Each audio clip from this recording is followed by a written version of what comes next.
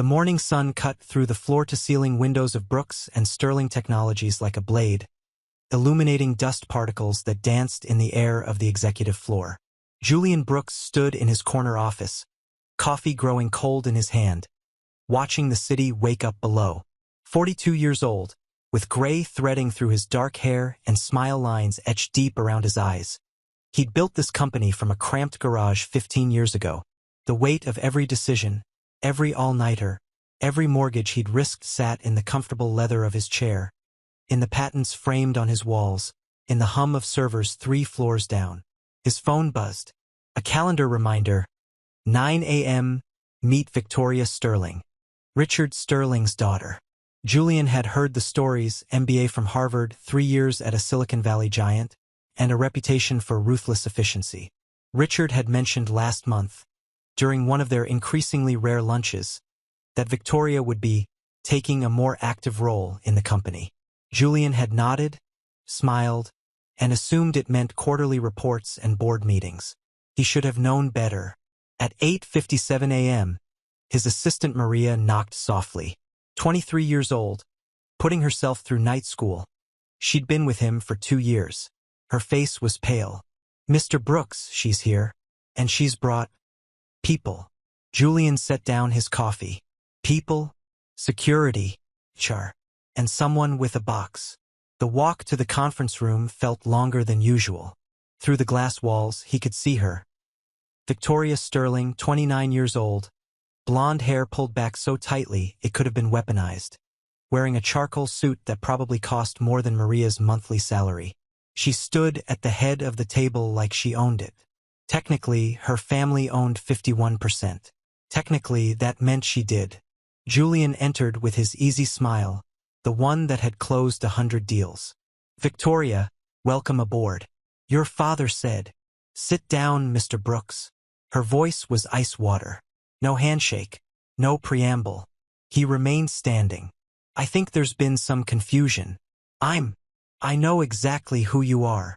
She slid a folder across the table. "Julian Brooks, co-founder, chief technology officer, and as of this morning, a former employee of Brooks and Sterling Technologies." The room tilted. Julian gripped the back of a chair. "Excuse me? Your employment is terminated effective immediately. The company is restructuring, and your position is redundant. You'll find severance details in the folder. 3 months' salary. Quite generous, actually. Generous." Julian's laugh came out strangled. "I built this company. My name is literally on the building." Victoria's expression didn't flicker. "Your name is on a building my family's capital saved from bankruptcy.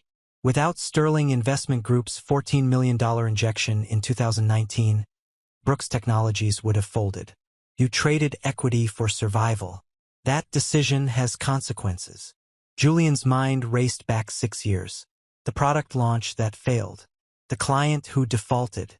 3 months of payroll he'd covered from his own savings until there was nothing left. Richard Sterling had appeared like a lifeline, offering millions in exchange for majority control. Julian had spent 72 sleepless hours with lawyers, negotiating to keep 49%. Richard had called him paranoid. They'd laugh about it over whiskey.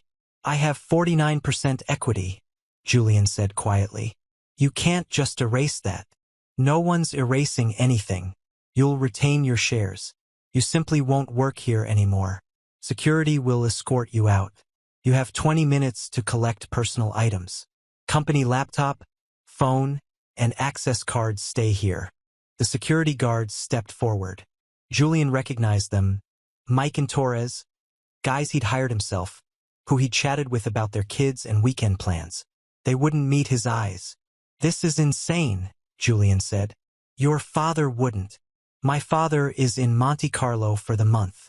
I have full operational authority. He trusts my judgment." Victoria's smile was sharp enough to draw blood. "Frankly, Mr. Brooks, you've been coasting. The company needs fresh vision. Your contributions are appreciated, but your time here is finished." Maria appeared in the doorway, tears streaming down her face. "Mr. Brooks, I'm so sorry." "Ms. Chun," Victoria cut her off. "Return to your desk. You'll be reassigned. 20 minutes. Julian walked through the office in a daze. Developers he'd mentored looked up from their screens, confused. The engineering team in the lab fell silent as he passed. Sarah Kim, his lead architect, stood up.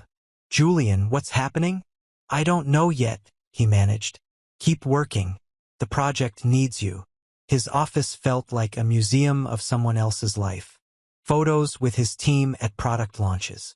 The first dollar of revenue, framed. A coffee mug his daughter had made in 3rd grade. World's best dad, painted in wobbly letters. She is 16 now. How would he explain this? The box they'd brought was too small for 15 years. He packed the mug, photos, a worn notebook full of sketches from the early days. Left the awards on the wall. Left the patent certificates. Left the coffee growing cold on his desk. Mike escorted him to the elevator. In the confined space, the older man finally spoke. For what it's worth, sir, this is wrong. Just doing your job, Mike, doesn't make it right. Preparing and narrating this type of story took us long efforts and hard work. So if you are enjoying the story, please consider subscribing to our channel. The elevator descended 42 floors. Julian watched the numbers drop, each one stripping away a piece of his identity. CTO, co-founder, builder, visionary. By the ground floor, he was just a man with a box and nowhere to go. The lobby was full of morning arrivals, employees he'd hired, nurtured, built a culture around. They parted like water around a stone, whispers following in his wake.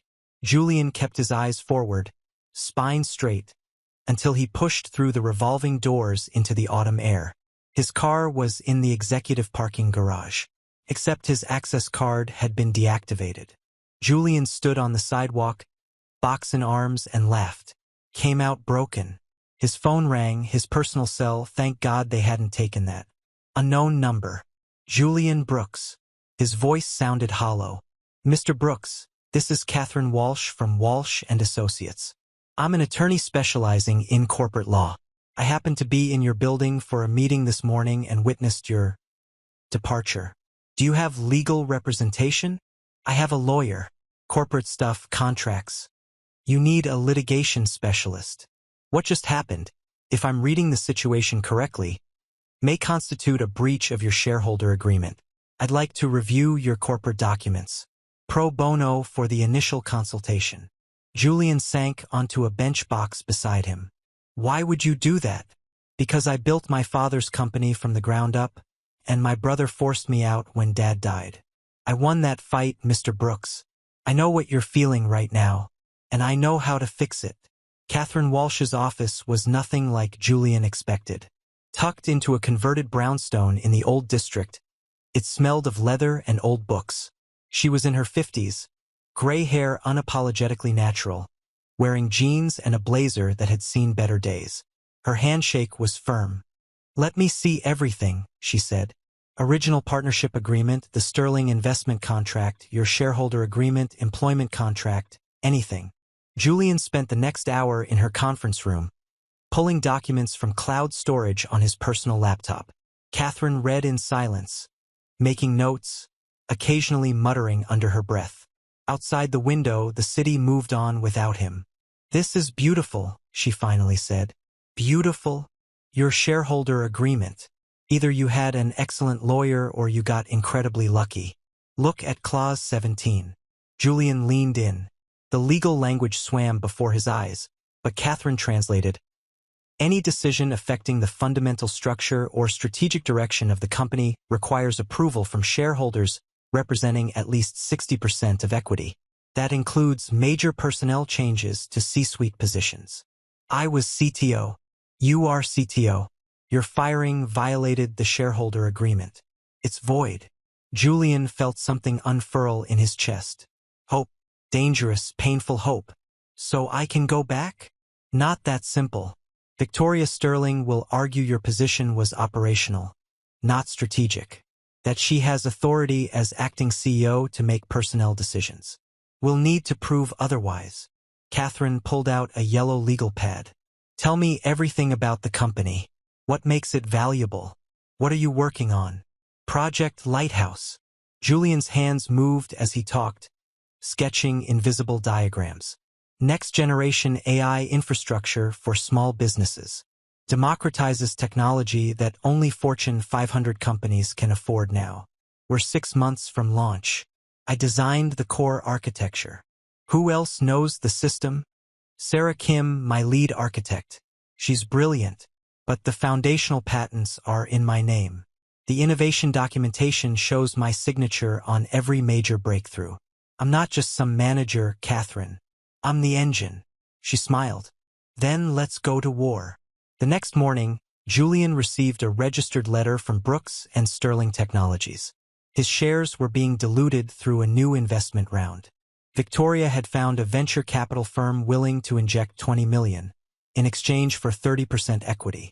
The math was devastating. His 49% would shrink to 34%. The Sterlings would drop to 36%. But together with the new investors, they'd have 66%. Enough to control everything.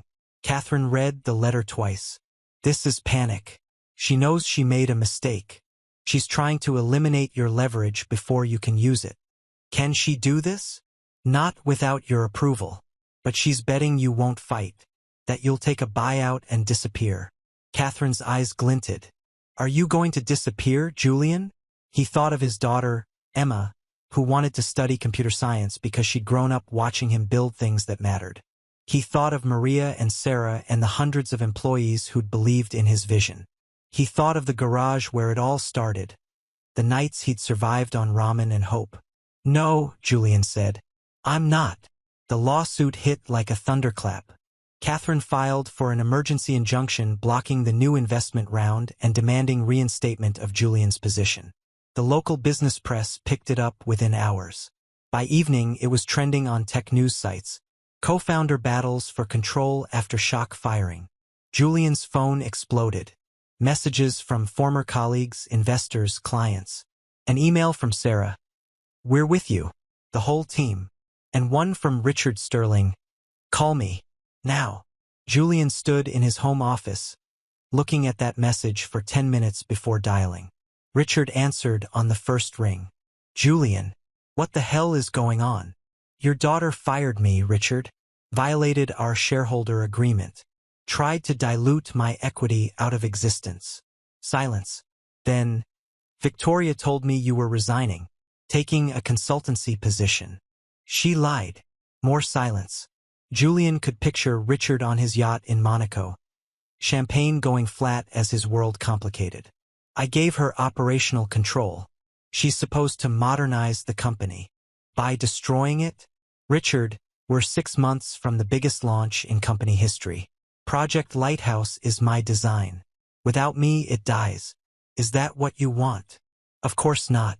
But Julian, you have to understand. Victoria has ideas. Growth strategies. She says you're risk-averse. That you've been blocking expansion. I've been ensuring we don't overextend. Do you remember 2019? When we almost collapsed because we grew too fast. Richard sighed, and Julian heard 20 years of friendship in that sound. They'd met at a tech conference, bonded over single malt scotch and dreams of changing the world. Richard had been the money guy, the networks, the polish. Julian had been the visionary. It had worked until it didn't. Come to Monaco, Richard said. Let's talk this through face to face. Bring Catherine if you want.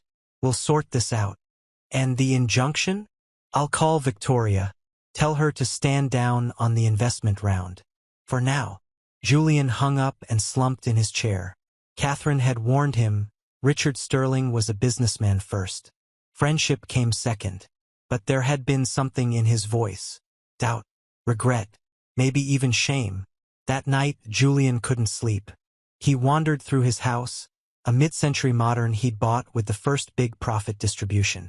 Emma was at her mother's. They divorced 5 years ago, amicably enough that they still had family dinners. He'd always been married to the company more than to people. Maybe that was the problem. In his garage under a tarp sat the original workbench from the first Brooks Technologies office. He uncovered it, ran his hand over stains and scratches, and remembered the weight of those early days. The terror and exhilaration. When failure meant personal bankruptcy but success meant changing the world. He'd lost that somewhere. Let Richard's money make him comfortable. Let the title and the office and the salary replace the hunger. Maybe Victoria was right about that part. Maybe he had been coasting. But firing him? Trying to erase him? That was war. His phone buzzed. A message from an unknown number. Mr. Brooks, I'm a senior developer at BNS. We've been ordered to strip your access signatures from Project Lighthouse code. Thought you should know. They're trying to erase you from your own creation. Julian's hands shook as he typed back, "Who is this?" "Someone who remembers when this company meant something. Be careful. Victoria's playing for keeps." The message thread disappeared, deleted from the sender's end. Julian forwarded the screenshot to Catherine with one line, "We need to move faster." Her response came immediately, "Emergency hearing scheduled for Monday. Get ready to tell a judge why you matter. And Julian, make it count." Judge Patricia Huang had a reputation for suffering no fools. She peered over reading glasses at the assembled lawyers, her courtroom silent except for the scratch of the stenographer's keys. "Let me see if I understand," she said. "Mr. Brooks claims his termination violated a shareholder agreement. Ms. Sterling claims operational authority supersedes shareholder provisions for personnel decisions. And both of you are fighting over a company worth approximately $200 million. Did I miss anything?" Catherine stood. "Your Honor, this isn't about money. It's about protecting minority shareholder rights and preventing majority shareholders from weaponizing operational control to eliminate opposition." Victoria's lawyer, a sharp-eyed man named Marcus Chun, rose smoothly. "Your Honor, Mr. Brooks received generous severance. He retains his equity stake. He simply doesn't have a guaranteed employment position. The company must evolve." Judge Huang turned to Julian. "Mr. Brooks, why should this court prevent a private company from making its own personnel decisions?" Julian stood, heart hammering. Catherine had coached him, "Be honest, be humble, be specific." "Your Honor, I'm not just an employee. I'm the architect of our core technology. My termination wasn't about performance or redundancy. It was about control. And the way it was executed, without board consultation, without reviewing the shareholder agreement, without consideration of the impact on our pending product launch, that shows bad faith." "Bad faith is a strong claim," the judge said. "Can you prove it?" Catherine presented the evidence, the timeline of his firing, the immediate attempt to dilute his shares, the communications from employees about erasing his work from the codebase. Marcus objected to hearsay, but the judge allowed the anonymous developer's message as context. "Ms. Sterling," Judge Huang said, "did your company attempt to remove Mr. Brooks's technical contributions from Project Lighthouse?" Victoria stood, composed. "Your Honor, we're updating legacy code. It's standard practice."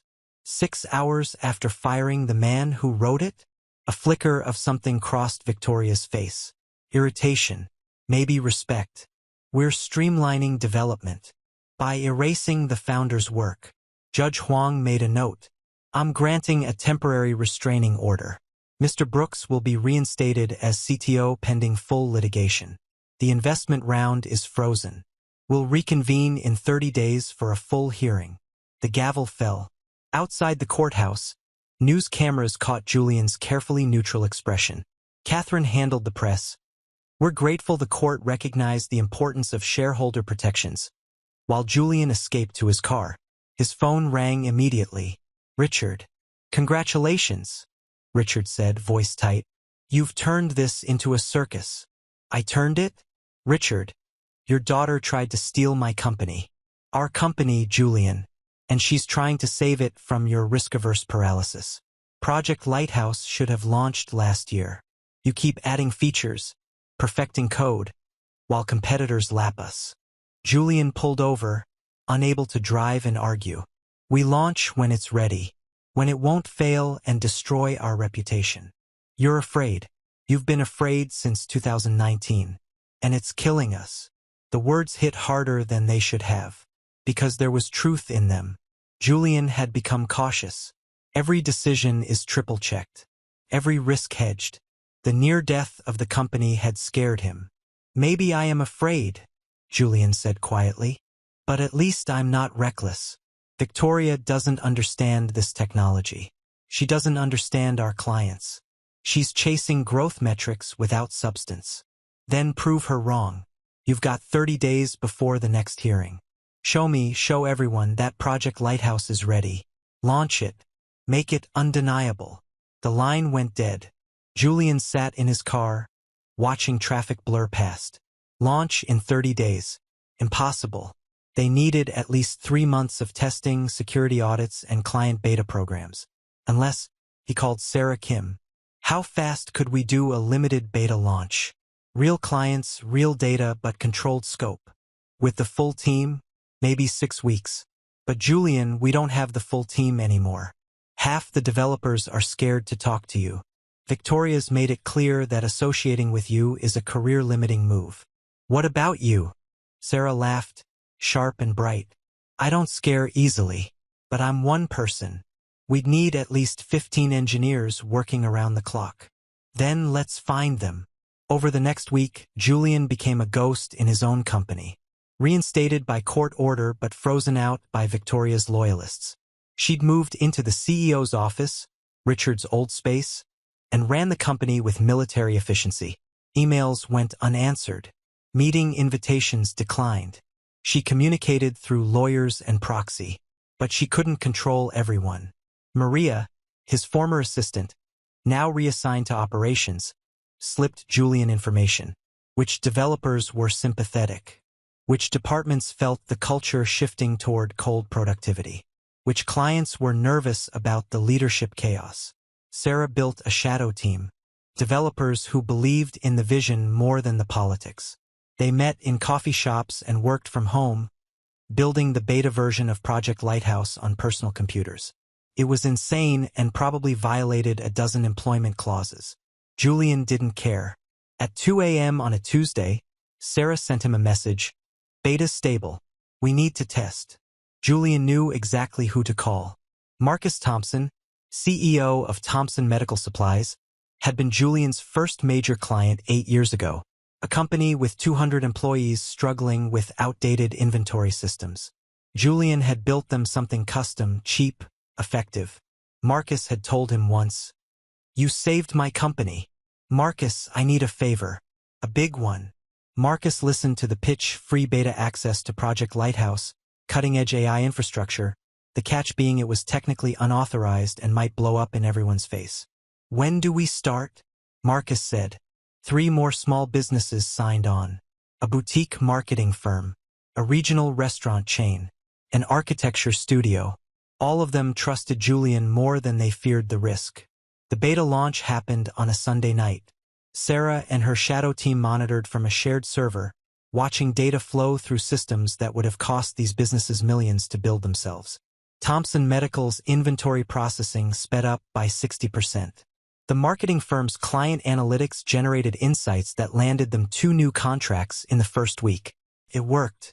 God help them, it actually worked. Julian documented everything. Performance metrics, client testimonials, security audits showing 0 breaches. He built a presentation that would make any investor weep with joy. And then he waited for Victoria to find out.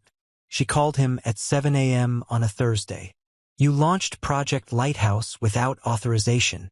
"I launched a beta test with my technology for clients who chose to participate. Using company resources, company code. You violated your reinstatement terms. Check the logs. Everything was done on personal equipment with volunteer labor. Your lawyers will find that we were very, very careful." Silence. Then, "You're trying to undermine me." "I'm trying to prove the technology works. Isn't that what you wanted? Growth, vision, results." "I wanted control, Julian. And you're making that impossible." For the first time, he heard something other than ice in her voice. Frustration. Maybe even fear. "Then maybe you should ask yourself why you need to control something you don't understand." She hung up. The full board meeting was scheduled for 3 days before the court hearing. Richard flew back from Monaco. All shareholders would attend. It would be the first time Julian and Victoria faced each other across a table since that first brutal morning. Catherine coached him through the presentation. You're not just showing them success. You're showing them you're indispensable. That the company needs you not just for past achievements but for future survival. What if Richard sides with her? Then we go back to court and fight for years. But I don't think he will. He's a businessman, Julian. Show him the numbers. Make it impossible to choose against you. The night before the board meeting, Julian stood in his garage again, hand on the old workbench. Tomorrow will determine everything. His life's work, his identity, his legacy. Emma called. Dad, I saw the news. Are you okay? Honestly, I don't know yet. You're going to win. You always figure it out. How can you be so sure? Because you taught me that building things that matter is worth fighting for. And you built something that matters. Julian closed his eyes, phone pressed to his ear, and let his daughter's faith anchor him. The Brooks and Sterling Technologies boardroom felt different. The same table, the same chairs, but the air carried tension like electricity before a storm. Richard Sterling sat at the head, looking older than Julian remembered. 6 weeks in Monaco hadn't erased the lines around his eyes. Victoria sat to his right, immaculate in navy, her presentation materials already arranged with military precision. Julian took the seat across from her, Catherine beside him. 2 independent board members completed the circle, Margaret Chen, a veteran investor who'd been with them since 2020, and David Okonkwo, a tech industry advisor they brought on last year. Richard cleared his throat. Let's be clear about what we're here to decide. The court has mandated Julian's reinstatement pending litigation, but this board determines the company's actual direction. We need to vote on whether to accept the VC investment, how to structure leadership going forward, and whether Project Lighthouse launches now or later. Victoria, you have the floor first. She stood, commanding the room with practiced ease. Her presentation was slick, market analyses, growth projections, competitor movements. She painted Julian as a brilliant founder stuck in the past, unable to scale beyond his original vision. The VC investment, she argued, brought not just capital but expertise in hypergrowth strategies. Brooks and Sterling Technologies is at a crossroads, Victoria concluded. We can stay a comfortable mid-size player, or we can become an industry leader. That requires difficult decisions, including personnel changes that prioritize the company's future over sentimental loyalty to the past. Margaret leaned forward. You're asking us to dilute our stakes and restructure leadership. What exactly happens to Julian in your vision? Mr. Brooks remains a shareholder. He could consult on technical matters. But operational control must rest with executives who embrace aggressive growth. You mean you, David said. I mean professionals with experience scaling companies to unicorn valuations. Richard's expression was unreadable. Julian tried to remember when his friend had become so distant. Maybe it had happened gradually, board meetings replacing late-night brainstorming sessions, quarterly reports replacing shared dreams. Julian, Richard said. Your turn. Julian stood, no presentation materials except his laptop. I'm going to show you something Victoria doesn't know exists. He connected to the projector. The screen filled with real-time data. Thomson Medical's dashboard, processing orders at speeds their old system couldn't touch. The marketing firm's AI analytics generating client insights. The restaurant chain's inventory optimization prevents waste and increases profits. This is Project Lighthouse, Julian said quietly. Live, running, with 5 beta clients who are seeing measurable results after 2 weeks. We did this in under 30 days with a volunteer team because we believe in the technology. Not the growth metrics, not the market positioning, the actual value we create for real businesses. He clicked through performance reports, client testimonials, and security audits. Victoria's face had gone pale. You launched without authorization, she said. I launched a beta using personal resources and willing participants. Everything by the book. Julian turned to the board. Here's what Victoria doesn't understand. Technology isn't just code. It's trust. These clients bet on us because they know we won't sacrifice quality for speed. They know we'll build something that works, even if it takes longer. Margaret was studying the data. These numbers are remarkable. Julian, why didn't you share this earlier? Because I needed to prove it worked. Not theoretically. Actually. He paused. Victoria's right about one thing. I am cautious. 2019 taught me that moving too fast breaks things. But I'm not paralyzed. I'm strategic. And this technology isn't ready for the massive rollout she's proposing. Not yet. 3 months of expanded beta testing, then we launch properly, with real results backing our promises. David nodded slowly. The VC deals with Victoria's proposal. What's their timeline? Victoria recovered her composure. They want to see the launch within 60 days. Aggressive user acquisition. Market dominance. 60 days. Julian shook his head. We'd be launching half-tested software to meet arbitrary deadlines. When it fails, and it will fail, we lose everything. Our reputation, our clients, our company. You don't know it will fail, Victoria shot back. You're afraid of your own success. I'm afraid of irresponsible leadership destroying what took 15 years to build. Richard raised a hand. Enough. Both of you. He looked at Margaret and David. I want your honest assessment, not as friends or allies, as board members with fiduciary duty. Margaret spoke first. Victoria's growth strategy is compelling, but Julian's proven results with Project Lighthouse suggest he understands this market better than we're giving him credit for. I vote to reject the VC deal for now. Proceed with Julian's 3-month beta expansion. Revisit investment options after launch. David nodded. Agreed. The technology is Julian's expertise. We should trust it. Richard was silent for a long moment. Victoria stared at him, something desperate flickering beneath her composure. Julian recognized that look. He'd seen it in his own mirror during the dark days of 2019. The fear of failing, of not being enough. Victoria, Richard said slowly, you've made valid points about our need to grow. But this isn't just about growth metrics. It's about sustainable success. Julian's approach might be slower, but it's proven. He turned to Julian. However, you need to accept that the company can't stay small forever. 3 months for beta. Then we launch big. Full marketing, sales expansion, the works. And you need to be comfortable with that. Julian met his old friend's eyes. I can live with that. If we launch something worth selling, then we have a path forward. Richard looked at Victoria. You'll work with Julian as co-executives. He handles technology and products. You handle operations and growth strategy. Neither of you makes major decisions without the other's agreement. That's impossible, Victoria said. We'll deadlock on everything. Then you'll learn to compromise. Both of you. Richard's voice held finality. The VC deal is rejected. Project Lighthouse gets 3 months, then launches. This board will reconvene in 90 days to assess results. The meeting was adjourned. Victoria left without a word, heels clicking sharp echoes down the hallway. Julian gathered his laptop slowly, exhaustion hitting like a wave. Richard stopped him at the door. Walk with me.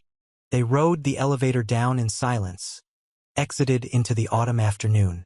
Richard led them to a bench overlooking the plaza where they'd once dreamed about changing the world. I failed you, Richard said. Julian blinked. What? Monaco wasn't a vacation. It was avoidance. I knew Victoria was planning changes. I gave her authority because I was tired, Julian. Tired of the responsibility, the decisions, the weight of it all. I thought she could breathe new life into the company. Instead, she nearly destroyed it. She's your daughter, and you're my friend. Or you were. I don't know anymore. Richard looked at the building, their names carved in stone above the entrance. We built something beautiful. Then I let money and growth and ego complicate it. I'm sorry. Julian sat beside him, feeling 15 years compress into this moment. I'm not blameless. I did get cautious, maybe too cautious. The company needs to evolve. But not like this. Not by erasing you. They sat in silence, watching employees stream out for lunch. Maria waved tentatively. Julian waved back. 3 months, Richard finally said. Make Project Lighthouse undeniable. Then we'll talk about the future. Really talk. Like we used to. And Victoria? She's brilliant, Julian. Ruthless, yes, but brilliant. If you two can find a way to work together instead of destroying each other, this company could be unstoppable. Julian thought about the young woman who'd fired him with such cold efficiency, who'd tried to erase him from his own creation, who looked at him with something between contempt and fear. That's asking a lot. The best things always do. The first meeting between Julian and Victoria as co-executives was scheduled for 8 a.m. Monday in neutral territory. A conference room neither had claimed. Julian arrived early with coffee and printouts of the beta expansion timeline. Victoria arrived exactly on time with her tablet and visible reluctance. Let's be clear, she said, no preamble. I don't like this arrangement. You represent everything this company needs to move past. Good morning to you too, Julian said. And for the record, you represent reckless ambition without substance. Now that we've established mutual distaste, can we work?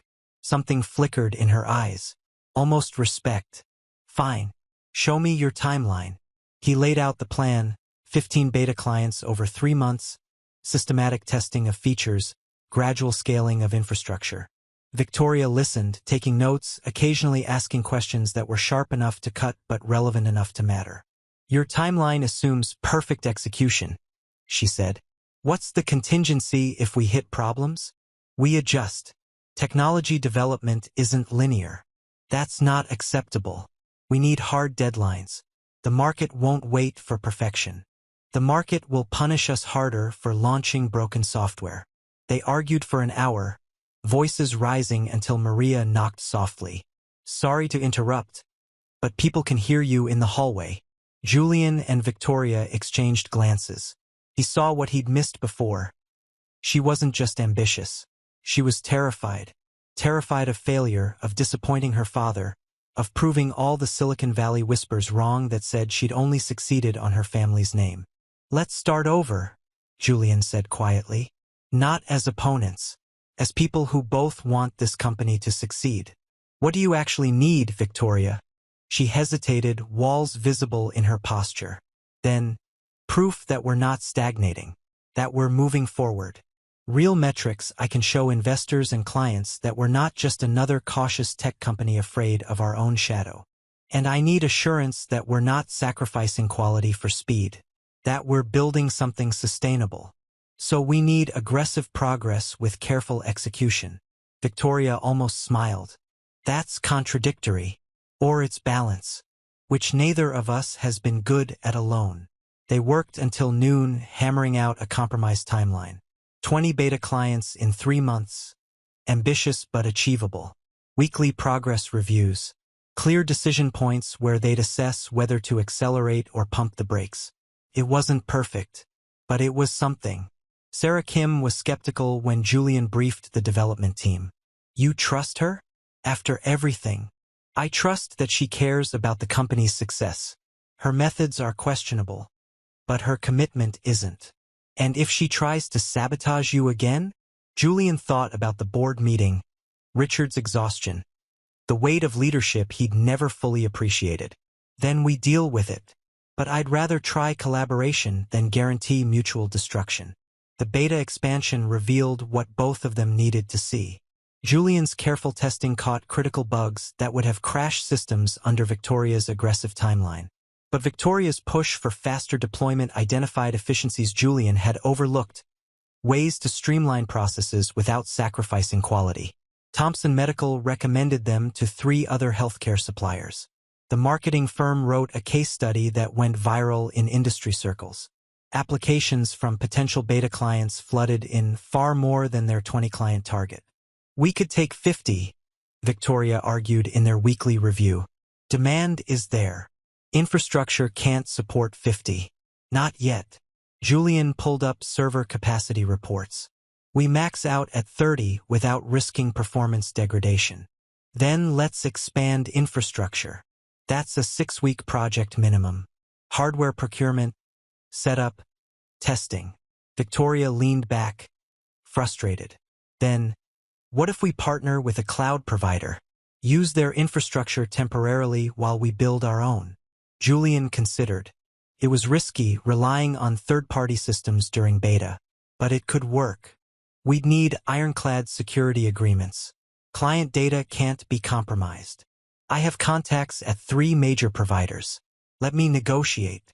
For 2 weeks, Victoria had negotiated a deal that made Julian whistle low. Premium cloud infrastructure at startup rates, because she'd promised the provider featured placement in their launch marketing. It was the kind of deal-making Julian had never been good at. Seeing angles, leveraging relationships, turning need into mutual opportunity. Okay, he admitted. That was impressive. She didn't quite smile, but something thawed. Your security protocols were impressive. My contact said they were the most thorough he'd seen from a company our size. They expanded to 40 beta clients. The development team worked brutal hours, but there was energy in it, the good kind, the kind Julian remembered from the early days.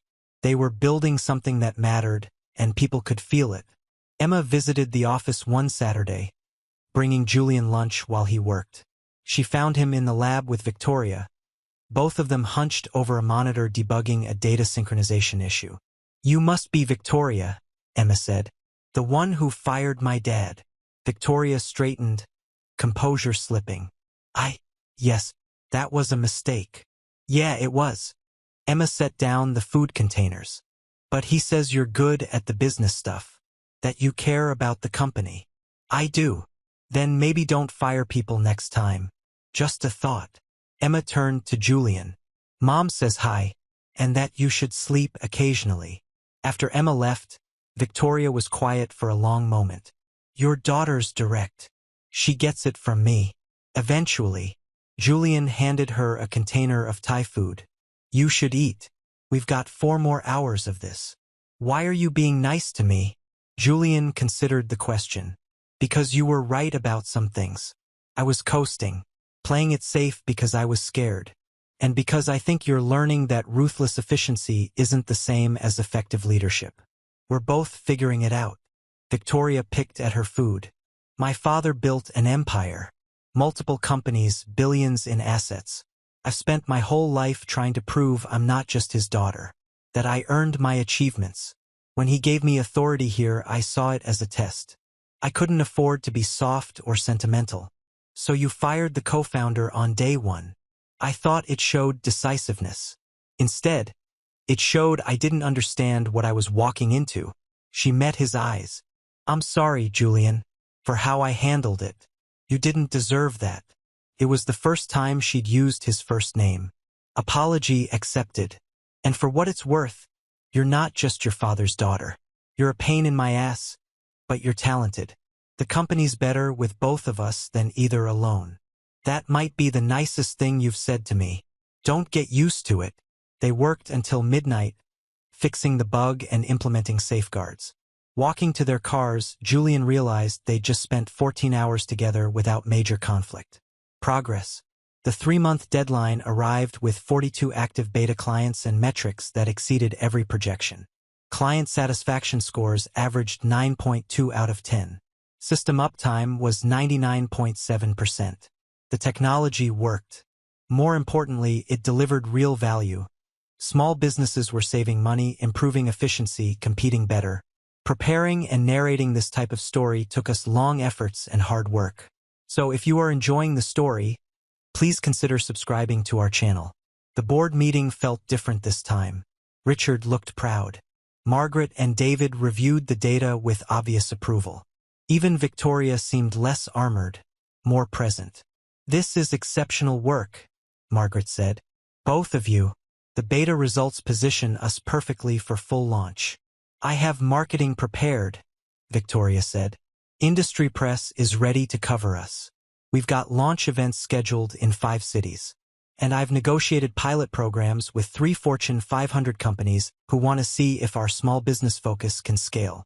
Julian added, the technical infrastructure is solid. We're ready to support 500 clients in phase 1.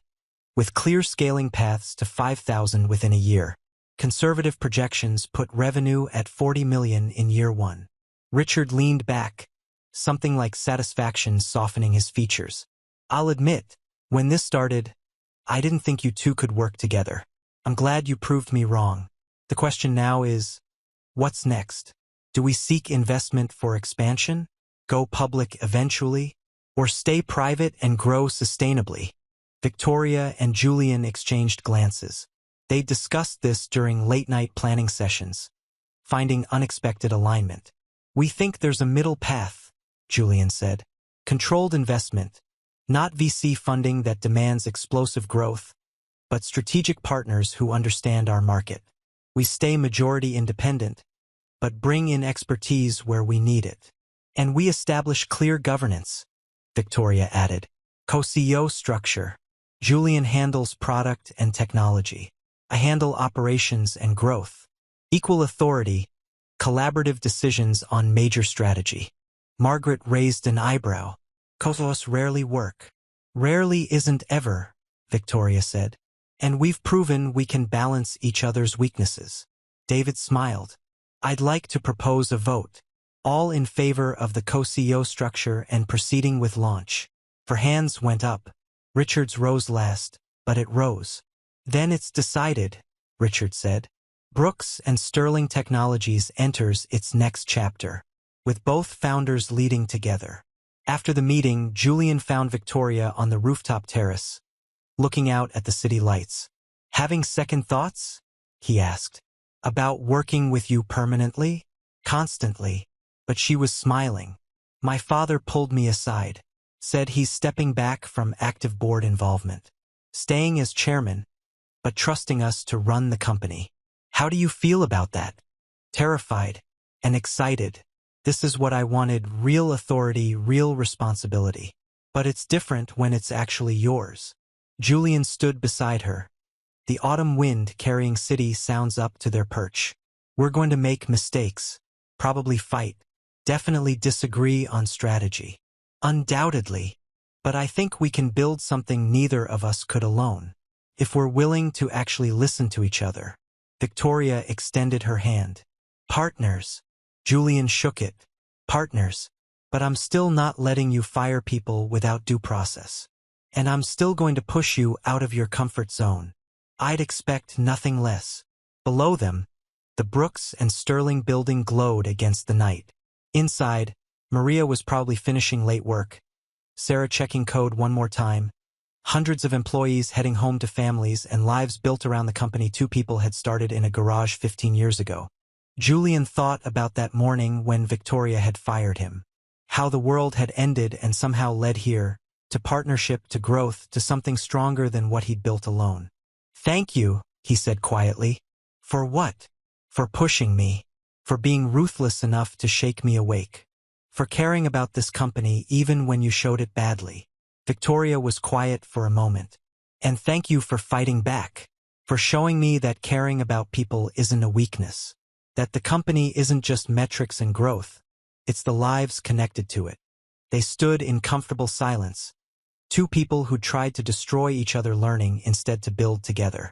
6 months later, Project Lighthouse launched to industry acclaim. TechCrunch called it the democratization of enterprise AI.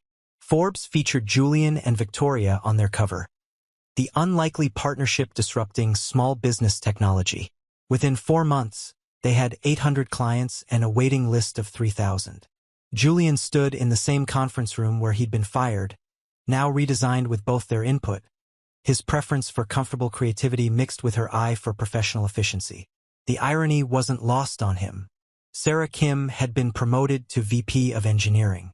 Maria was completing her degree while managing their expanding operations team. Thompson Medical had grown by 40% and credited their partnership as a key factor. Victoria knocked on the open door. Ready for the investor meeting? As ready as I'll get. You're sure about this firm? Sterling Ventures has offered $60 million at a $400 million valuation. They want board representation but not control. It's the best deal we'll get. Julian reviewed the terms one more time. It was good. More importantly, it was right. They could scale properly, hire the talent they needed, expand into markets they'd only dreamed about. "Let's do it," he said. The meeting went smoothly.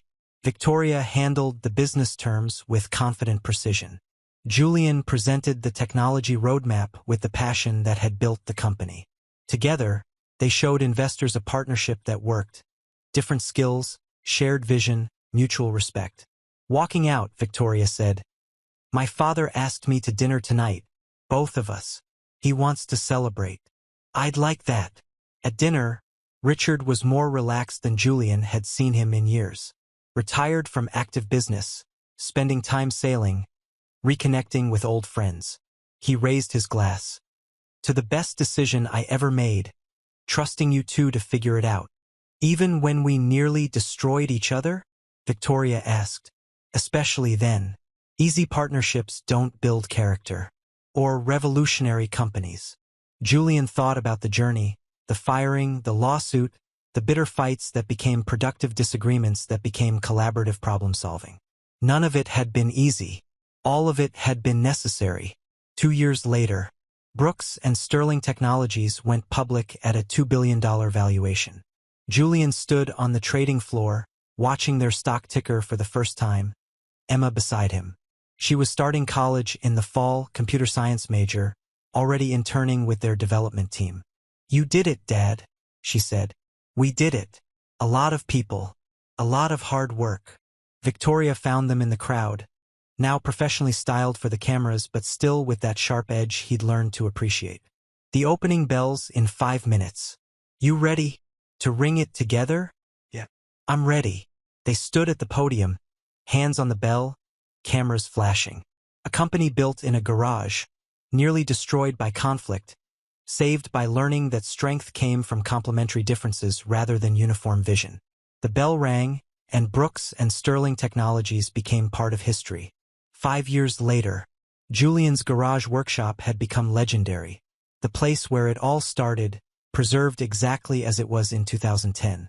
They gave tours to new employees, sharing the story of humble beginnings and near-catastrophic endings and unlikely redemption. Victoria brought her own daughter to see it, a serious 7-year-old who studied the old workbench with solemn interest. "This is where your Uncle Julian built the first version of what became our company," Victoria explained. "Uncle Julian?" the girl asked. Julian smiled. Somewhere along the way, through the battles and compromises and late-night problem-solving sessions, they'd become family. Not by blood, but by choice and shared purpose. "That's right," he said. "And someday maybe you'll build something amazing too. From a garage or an office or wherever inspiration strikes. The place doesn't matter. The commitment does." The girl nodded seriously. She had her mother's intensity and, Julian hoped, would learn earlier the lessons they'd fought so hard to understand. Outside, the city moved forward. Brooks and Sterling Technologies had 5,200 employees now, offices in 12 countries, technology powering hundreds of thousands of small businesses. The company Julian had almost lost, that Victoria had almost destroyed, that together they'd rebuilt into something greater than either imagined. Maria was now Chief Operating Officer, having completed her MBA while rising through ranks on merit and dedication. Sarah led a research division developing next-generation systems. Thompson Medical had expanded into 4 states, their success story one of thousands enabled by technology built with care and launched with courage. Julian's phone buzzed. A message from Richard. "Watching from Monaco. Proud of you both. The company looks nothing like what I imagined. It's better." He showed Victoria. She smiled. Not the cold expression from that first morning, but something warm and genuine. "Want to grab coffee?" she asked. "I have ideas for the next product evolution. They're probably too aggressive, and you'll probably hate them. And I probably have technical concerns you'll dismiss as excessive caution." "Exactly. So we'll argue and compromise and build something neither of us would have created alone." "Sounds perfect." They walked out of the garage together, past the old workbench where 15 years ago a man with a dream had started building something he couldn't yet imagine. The garage door closed behind them, preserving history while they walked forward into whatever came next. Because that's what they did now. Not alone. not in opposition, but together balancing vision with pragmatism, ambition with wisdom, the hunger for what could be with respect for what was. The company has two names. The partnership nobody thought would work. The reminder that sometimes the people who challenge us most become the allies we need most. Brooks and Sterling Technologies. Built on conflict. Perfected through collaboration. Proof that the best endings aren't about one person winning, they're about everyone growing.